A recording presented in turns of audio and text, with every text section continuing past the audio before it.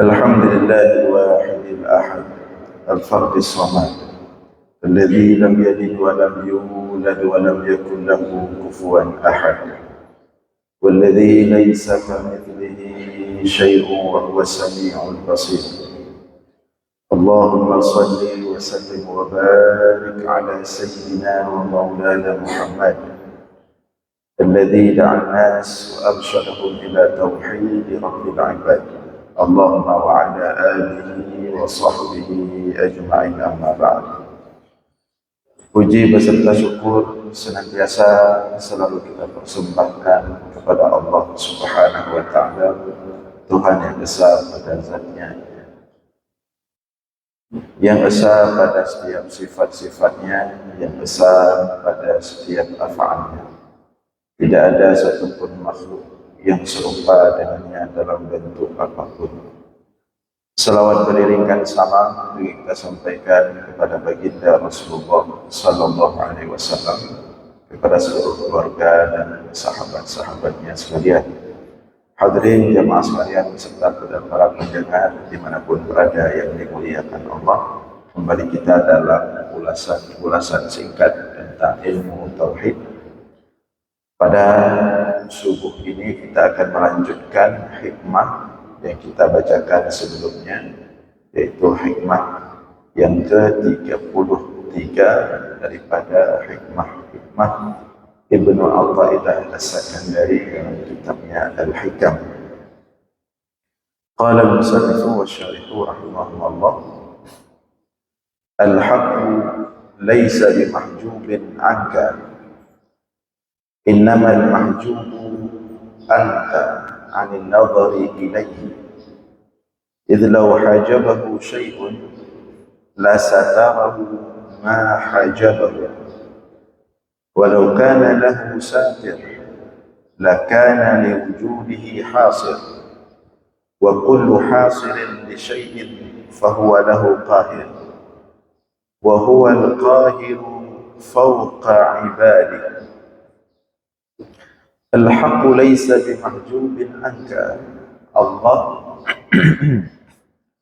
Allah itu tidak terhijab darinya. Innamal mahjubu anta 'anil nadhari ilaihi. Hanya saja yang terhijab itu dirimu daripada melihat kepada Allah. Idh law hajabahu syai'un la satarahu ma hajabahu. Karena jika Allah dihijab oleh sesuatu, la satarahu ma hajabahu, nescaya dia ditutup oleh sesuatu yang menghijabnya. Walau kana lahu satir, dan jikalau bagi Allah itu ada penutup, ada yang bisa menutupinya, lakana liwujudi hasil, maka bagi wujud Allah itu ada yang membatasi. Wa kullu hasil li syai'in, dan setiap sesuatu yang membatasi sesuatu, fahuwa lahu qahir, maka yang membatasi tersebut adalah penguasa terhadap sesuatu tersebut. Wa huwal qahiru fawqa ibadihi, padahal Allah itu Al-Qahir, yang berkuasa di atas atau terhadap seluruh hamba-hambanya. Nah, hadirin sekalian yang dimuliakan Allah, jadi dalam hikmah ini, kalau kita simpulkan, ada dua yang ingin disampaikan oleh Ibnu Athaillah As-Sakandari.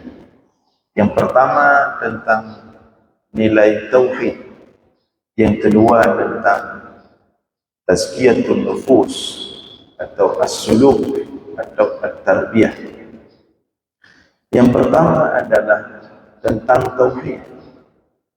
Nilai tauhid dalam hikmah di sini adalah bahwa Allah itu tidak bisa dihijab oleh apapun. Allah itu tidak bisa dibatasi oleh apapun. Allah itu tidak bisa ditutup oleh apapun. Karena segala apapun itu diciptakan oleh Allah. Bagaimana mungkin segala apapun yang diciptakan oleh Allah itu mampu menutup penciptanya, yaitu Allah? Maka tidak ada yang bisa menghijab Allah. Jadi ketika kita mengatakan Allah terhijab, itu ucapan yang salah. Siapa yang mampu menghijab Allah? Dia pencipta segala sesuatu. Ya. Jadi tidak ada yang mampu menutupi Allah. Tidak ada yang mampu membatasi Allah. Kalau matahari bisa saja ada yang mampu membatasi cahaya matahari sehingga tidak sampai ke kita.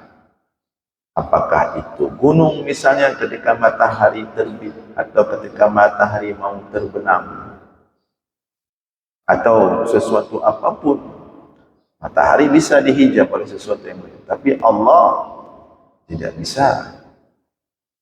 Dia tidak bisa ditutup, diikat oleh apapun. Ya, maka Allah tidak bisa, misalnya ketika para ulama akidah atau tauhid mengatakan la yuhituhul makan wala zaman. Allah itu tidak bisa diikat oleh tempat dan waktu. Kenapa Allah tidak bisa diikat oleh tempat dan waktu? Karena tempat dan waktu itu sendiri Allah yang ciptakan. Allah sudah ada sebelum tempat dan waktu itu ada. Kana walam yakun syai'in ma'ahu ghairuh. Dia telah ada sebelum segala sesuatu ada, termasuk tempat dan waktu itu diadakan, diciptakan oleh Allah. Maka bagaimana mungkin tempat itu diciptakan oleh Allah kemudian membatasi Allah? Bagaimana mungkin waktu yang diciptakan oleh Allah kemudian membatasi Allah?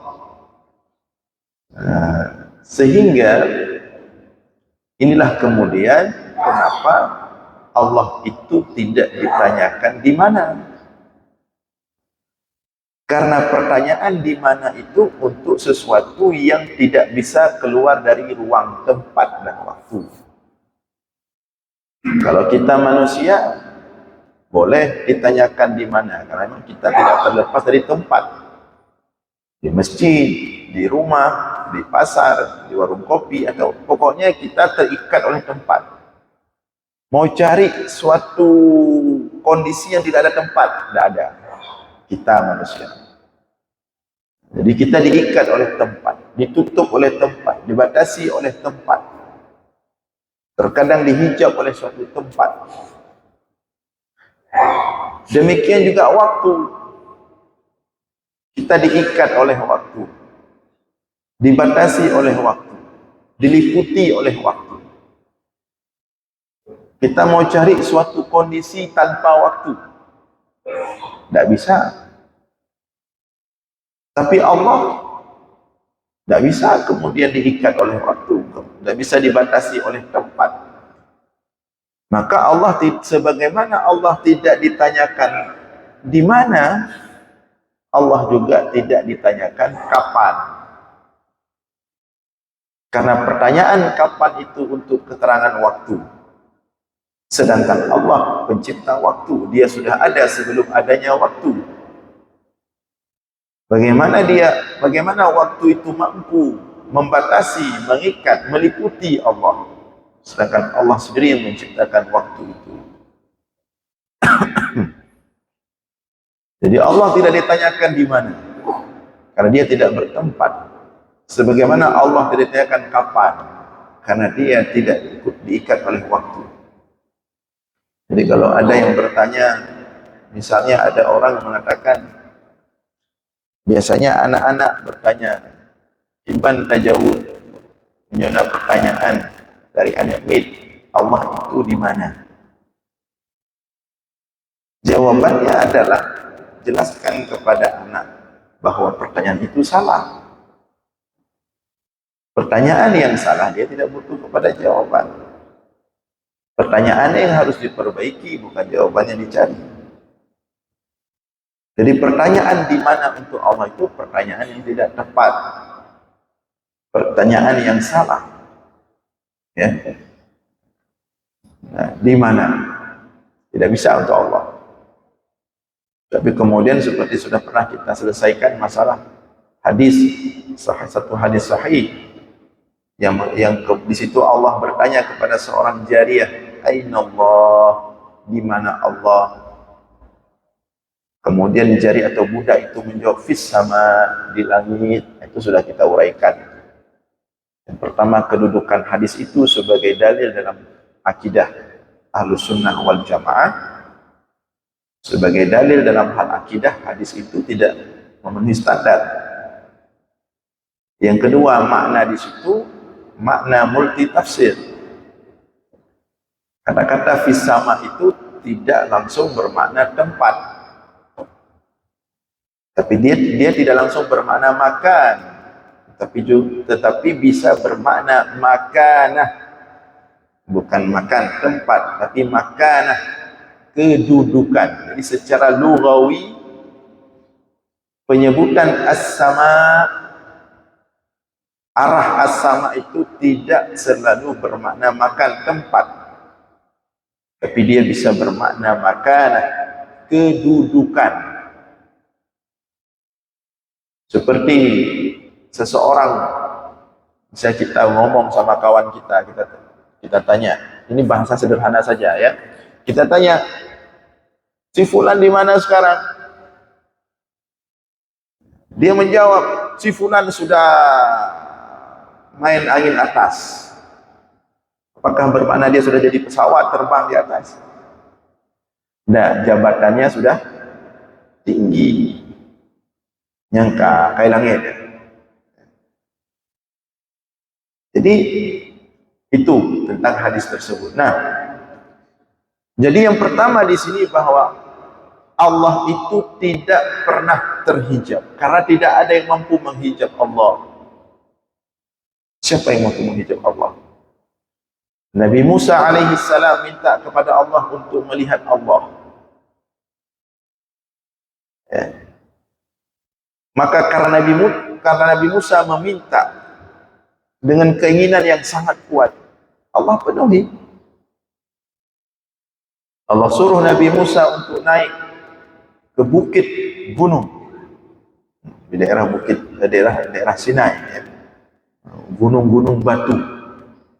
Kami sudah pernah naik ke sana dari jam 1 malam sampai ke sana jam 4 pagi, jam setengah 5 lah, 3 jam. 2 jam setengah atau 3 jam. Memang gunung-gunung batu. Allah suruh naik Musa ke atas bukit atau gunung itu. Kemudian Allah katakan, "Berdirilah wahai Musa di sana. Engkau apabila gunung-gunung di depanmu sanggup melihatku, engkau akan melihatku. Tapi apabila gunung-gunung di depanmu tidak sanggup, engkau akan tidak sanggup." Maka kemudian Allah percikkan cahaya. Apa yang terjadi? Gunung-gunung di depan Nabi Musa hancur berkeping-keping. Nabi Musa pun pingsan. Tidak ada yang sanggup membatasi Allah. Tidak ada yang sanggup menutupi Allah. Hancur gunung itu. Ini mungkin ya Allah. Ciptaannya aja sebegitu dahsyat, apalagi dia sendiri penciptanya. Nah, jadi itu yang pertama. Dari sisi tauhid, Allah itu tidak bisa dihijab, Allah itu tidak bisa dibatasi, Allah itu tidak bisa ditutup. Karena yang membatasi sesuatu, karena yang menghijab sesuatu, yang membatasi sesuatu, yang menutup sesuatu, berarti dia berkuasa atas sesuatu itu. Tidak mungkin ada yang selain Allah berkuasa atas Allah. Justru sebaliknya, wa huwal qahiru fawqa ibadih. Allah lah yang berkuasa atas seluruh hamba-hamba, atas seluruh makhluknya. Itu yang pertama. Yang kedua, dalam hikmah ini Ibnu Athaillah As-Sakandari ingin mengajarkan kepada kita, ingin menjelaskan kepada kita tentang tazkiyatun nufus, tentang as-suluk, tentang at-tarbiyah, tentang bagaimana bahwa sebenarnya yang menutup kita, yang terhijab itu kita, yang membuat kita tidak merasakan kehadiran Allah, yang membuat kita tidak bisa melihat kebesaran Allah, itu bukan sesuatu yang menutup Allah, tapi ada sesuatu yang menghijab kita sendiri. Jadi kita yang terhijab, bukan Allah. Apa yang menghijab kita daripada merasakan, menyaksikan kehadiran Allah? Maka di sini disebutkan oleh Ibnu Ajibah, "Fannasu kulluhum yushahidun wa la ya'rifun, wa kulluhum fil bahr wa la yash'urun." Semua manusia itu yushahidun, menyaksikan kehadiran Allah. Hakikatnya memang seperti itu. Wa la ya'rifun, tapi mereka tidak sadar. Karena ada sesuatu yang menutup mata hati mereka, basirah mereka, kita maksudnya. Sebagaimana mereka kulluhum fil bahri wa la yash'urun, sebagaimana manusia itu pada hakikatnya mereka berada di dalam laut. Wa la yash'urun, tapi mereka tidak sadar. Kita kan ini di laut semua. Mana lebih besar darat daripada laut? Laut pun. Kita dalam laut mendung. Daratan itu kan berapa persen dari keseluruhan laut. Jadi pada akhirnya kita semua dalam laut. Seperti itulah sebenarnya keberadaan kita dengan Allah.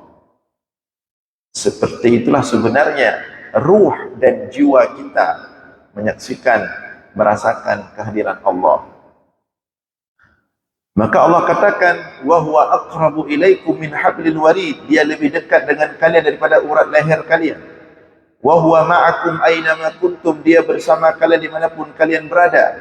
Aynama tuwallu fathamma wajhullah, kemanapun engkau menoleh di sana kebesaran kehadiran Allah.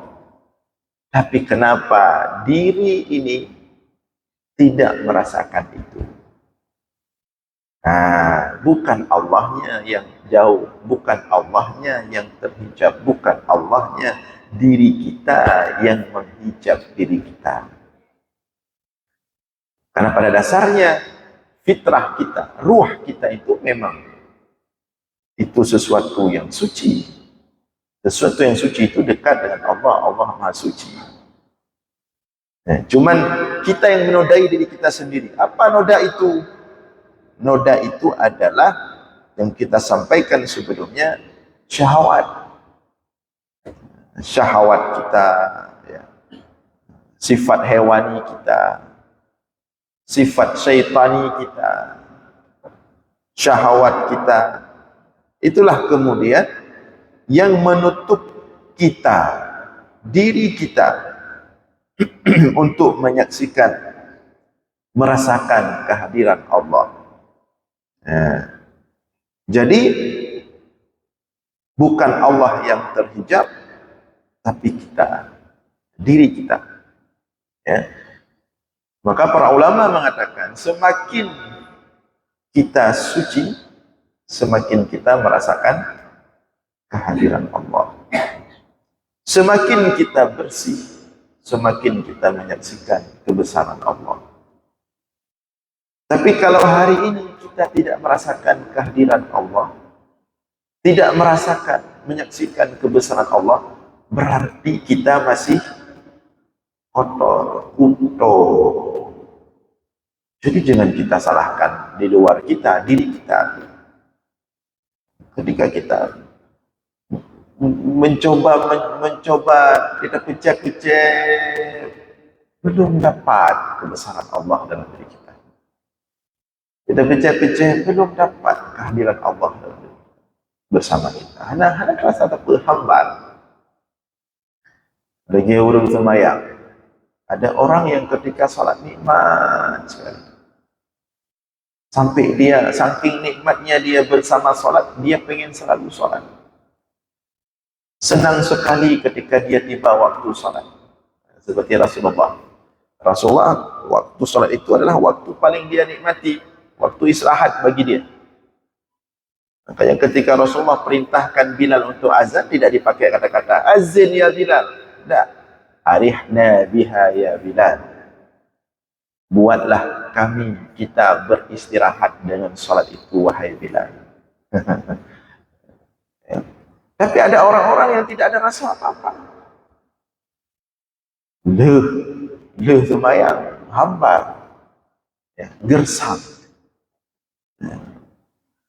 Nah yang pegah tu, nyotok leh sembahyang, bepah jupat aduk, jadi upi, kerana menyohana kena kupi leh sembahyang, hana merasa. Kan sembahyang merasa upi.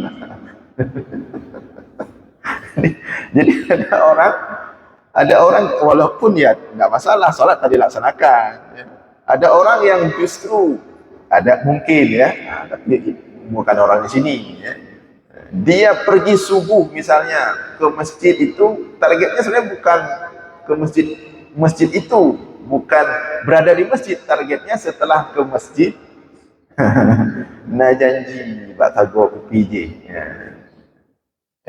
Berarti dia lebih menikmati suasananya bersama minum kopi daripada bersama Allah dalam salatnya. Nah, apa yang menyebabkan itu semua? Diri kita. Jangan pernah salahkan Allah. Tapi sudah saya coba cari, tidak ada dalam diri ada. Kan 3 itu disampaikan, yang kita sampaikan sebelumnya. Ada 3 syahwat. Ada syahwat fisik. Ya. Syahwat fisik itu ya seperti maksiat fisik. Ya, dosa-dosa yang oleh fisik. Ya. Menipu, berbohong. Lagi musim kampanye. Berbohong, riba, mengambil yang bukan haknya. Mengambil punya negara, riba, zina dan lain sebagainya. Syahwat fisik, tidak menjaga pandangan, mengupat, riba. Tapi saya syahwat fisik tidak ada, kabeh long jaga, tidak ada. Tapi di sana ada syahwat lain yang lebih besar masalahnya dari syahwat fisik, yaitu syahwat hati. Ada orang sudah berusaha menjaga sebisa mungkin, menjaga tidak ada maksiat sedikit pun. Tapi kemudian berefek ke hati, merasa diri paling suci. Masalah sih. Ya. Setelah menjaga diri dari maksiat, kemudian ketika duduk bersama orang atau ketika berada bersama orang, dia menganggap dirinya paling suci. Lebih besar masalahnya. Fala tuzakku anfusakum wa a'lamu bikum. Jangan kalian mencoba mensucikan diri, menganggap diri suci. Baik itu dengan menjaga diri daripada maksiat atau dengan ilmu itu sendiri. Bahkan syahwat hati ini lebih berat itu justru orang yang berilmu. Ketika dia menganggap dirinya paling tinggi ilmunya, dirinya paling paham, dirinya paling menguasai, dirinya paling mengetahui hakikat setiap ilmu itu. Padahal belum tentu ilmu itu, yang dia pelajari itu sudah benar adanya. Ya. Makanya urang malim paling raya penyakit hati hidup bak urang malim. Maka mengatanya orang awam. Ya. Tapi dia ada penyakit lain. Nah, ya, syahwat hati, iri, dengki, apalagi iri dengki itu semua ada. Iri dengki itu sifat alamiah yang pasti ada pada setiap manusia. Dia food mandumna. Cuman cara menanganinya saja. Kecuali Rasulullah ya, dan para rasul. Kalau Rasulullah itu disebutkan oleh Ibnu Katsir 4 kali dibersihkan hatinya. Kan dalam tafsir Ibnu Katsir itu ketika pembersihan terakhir itu saat Isra Mi'raj, dibelah lagi dadanya itu, dibersihkan. Nah, dalam riwayat itu terang sekali disebutkan bahwa dibersihkan daripada al-hasad wal hiqd. Maka dalam hati Rasulullah itu tidak tersisa apapun kecuali rahmah lil alamin. Dia bertanya mana? Nah, dia tu mesra dia baca. Kayak Muhammad Roy dari lu ya. Mesra dia baca kayak Bayi Roy. Makin dia ilmu makin tinggal itu dia. Cuman dikendalikan. Dikendalikan seperti seorang ulama salaf mengendalikan masalah riya. Dia mengatakan, dan itu alami sekali, dia mengatakan, setiap hari aku memerangi riya, tapi setiap hari dia datang kepada aku. Kita perangi. Yang bahaya itu kita pelihara, kita suburkan. Maka tazkiyatun nufus itu dia tidak bisa sekedar paham teori, sekedar sudah baca, sudah selesai. Tidak. Justru yang lebih berat daripada tazkiyatun nufus itu ketika prakteknya, mujahadahnya. Yang betul galau dentai berhasil gelawan penyakit hati. Pulau yang ada pun. Maka Allah katakan, walladzina jahadu fina lanahdiyannahum subulana. Karena memang mujahadah, melawan syahwat hati ini lebih berat. Tapi ada orang-orang yang terus mujahadah sampai pada titik mujahadahnya itu pada puncak. Allah katakan lanahdiyannahum subulana. Kan kami berikan banyak jalan, subul, jamak. Tapi Allah katakan mujahadah. Mujahadah ini wazan mufa'alah. Dia itu ada perang di situ, ada muawanah, ada perang. Ijak li rasa irinya lawan li, ijak li rasa merasa diri lebih lawan li, ijak li rasa embung lawan li. Mujahadah. Kemudian ada orang sudah melawan syahwat badannya, sudah melawan syahwat hatinya. Aku wali-wali itu kena syahwat ruh. Sudah mencoba merasa diri sudah tahu alam-alam malakut, sudah peken alam-alam gaib, sudah kemudian merasa diri beda maqam. Ya kamu kampus tu tidak jadi dia tengah ternampung beda makam itu. Jadi hal-hal inilah yang menghijab kita untuk merasakan, menyaksikan kehadiran dan kebesaran Allah. Jadi bukan Allahnya, tidak ada yang mampu menghijab Allah, tapi diri kita. Sehingga semakin bersih diri seseorang daripada 3 syahwat tadi, semakin dia merasakan kehadiran dan kebesaran Allah. Jadi kuncinya di situ saja.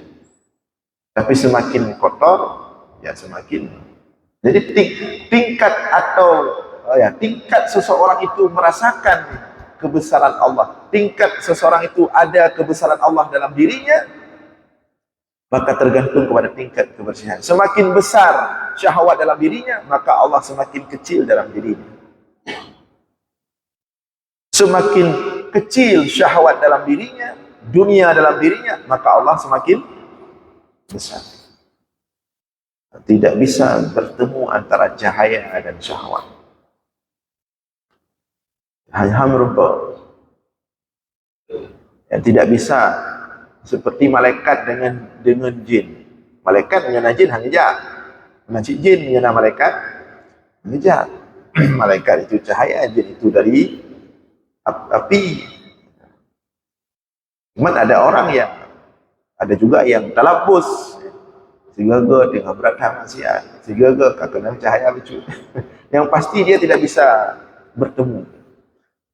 Makanya ketika Imam Asy-Syafi'i menanyakan kepada gurunya Imam Waqi', syakautu ila Waqi'in su'a hifdhi fa arsyadani ila tarkil ma'asi wa qala bi anna al-ilma nur wa nurullah la yuhda lil 'asi.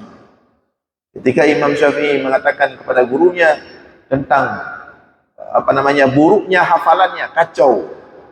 Ada suatu kondisi dirasakan oleh Imam Syafi'i agak susah. Ilmu-ilmu Allah yang dia coba masukkan berat, lupa. Maka dia Imam Syafi'i meminta petunjuk dari gurunya. Kata gurunya, ya, untuk meninggalkan maksiat. Kenapa harus tinggalkan maksiat? Sesungguhnya ilmu itu adalah nurullah, cahaya Allah. Wa nurullah la yuhda lil 'asi. Cahaya Allah itu tidak akan bisa diberikan kepada orang yang ahli maksiat. Artinya cahaya itu tidak bisa jumpa dengan maksiat. Nah, maka oleh karena itu untuk bisa merasakan, melihat kehadiran dan kebesaran Allah, teruslah bersihkan diri. Demikian, insyaAllah kita lanjutkan subuh Jumat depan. Mudah-mudahan ada manfaat. Mohon maaf atas segala kekurangan. Aqulu qawli hadza wa astaghfirullah li wa lakum. Wassalamualaikum warahmatullahi wabarakatuh.